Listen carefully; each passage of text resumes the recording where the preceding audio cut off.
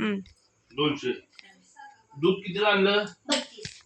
32चं दूध आणलं. कोथिंबीर किती आणली? आणि केक किती आणला? केक किती आणला? मग 32 आणि 10 किती झाले? कोथिंबीर 10 किती झाले? 52 पुन्हा मी किती दिले?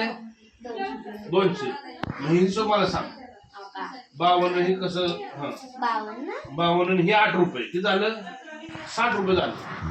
60 रुपये झाले. 60 म्हणून हे 50 किती झाले? 110. 110 हे 100 किती झाले? 210. आणि मी तुला दिले ते 200 रुपये. मग 10 रुपये आले कुठलं? तुझे कुठं नाही. मी 200 दिले तुला. तुझे कुठे होते पैसे?